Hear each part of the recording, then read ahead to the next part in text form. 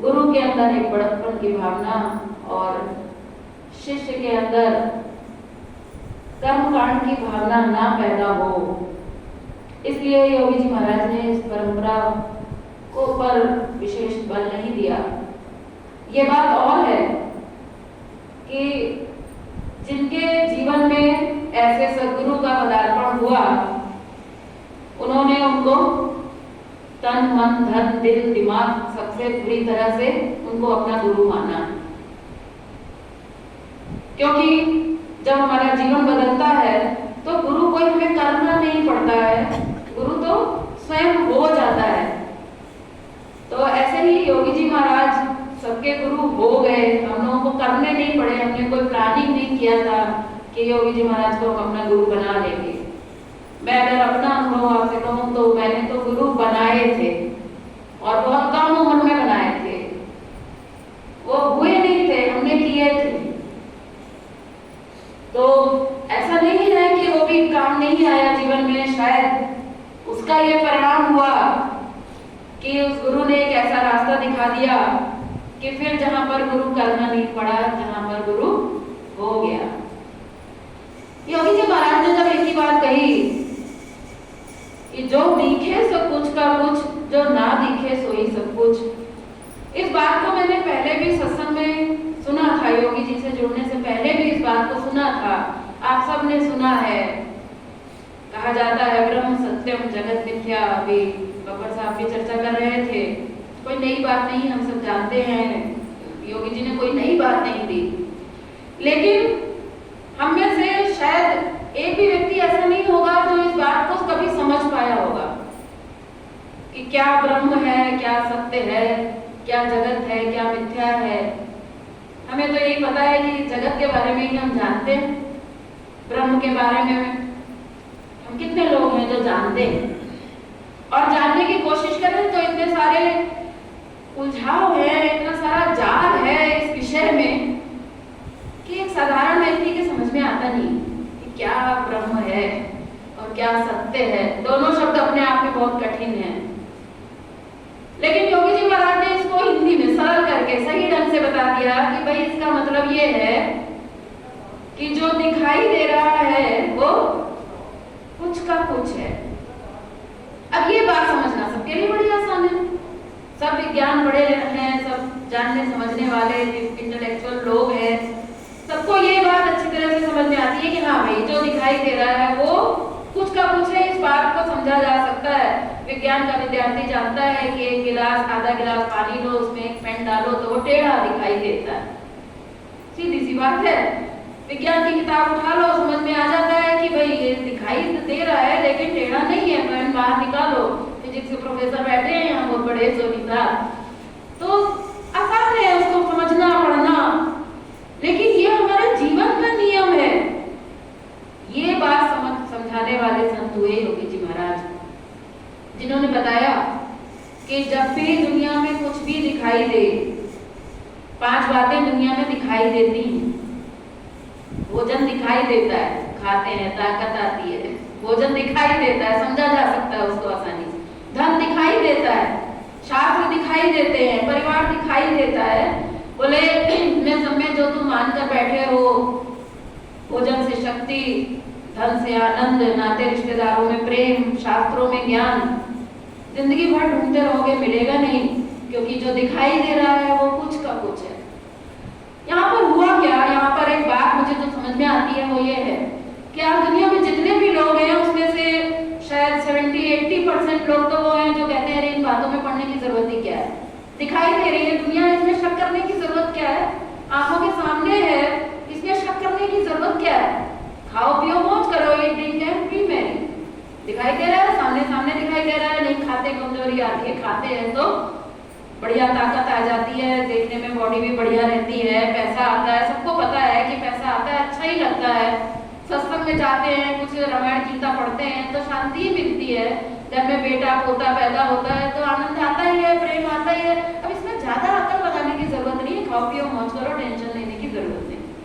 तो आज 70-80% लोग तो वो हो गए, लेकिन जो 20% बच गए उन्होंने सोचा कि चलो कुछ और रास्ते में ढूंढा जाए, जो चाहिए था वो नहीं मिल पा रहा है, कुछ और है जीवन में शायद। जब उनको ऐसा लगा तो वो 20% लोग थे, तो उनको बता दिया गया कि ब्रह्म सत्यम जगत मिथ्या, तो वो उसमें उलझ गए। उन्हें लगा अच्छा ये जिस दुनिया को हम सत्य समझ रहे थे ये तो मिथ्या है, तो अब जब मिथ्या है तो फिर यहाँ रह के ही क्या करना, तो चलो छोड़ देते हैं इसको।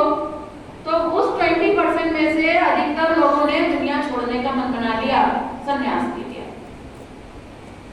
अब उस संन्यास को कितना समझ पाए थे कितना नहीं समझ पाए थे, उस 20% में भी मुझे लगता है शायद 2 to 5% लोग ऐसे थे जो संन्यास को समझ पाए और उन्होंने अपना जीवन बना लिया। वापस वो समाज में आकर समाज को समझाने का उतना नहीं हो पाया जितना होना चाहिए था, और बाकी जो बचे थे उन्होंने तो संन्यास ले लिया था, भाग गए थे। वो ये सुनकर कि जगत मिथ्या है तो भाग गए थे। तो उनका तो शायद इससे अच्छा तो दुनिया में रहते तो शायद कम से कम दुनिया का मजा तो शायद कुछ ले पाते। तो मुझे लगता है कि वो तो किसी भी नाव पर पैर नहीं रख पाए। योगी जी महाराज से जब मिले तब पहली बार ये बात समझ में आई। उन्होंने इस बात को पूरी तरह से स्पष्ट कर दिया। उन्होंने कहा कि ऐसा नहीं है, भगवान ने जो दुनिया बनाई है ये मिथ्या नहीं है, हमारे लिए तुम्हारे लिए ही बनाई है, इसमें यहाँ थोड़ा सुधार की जरूरत है।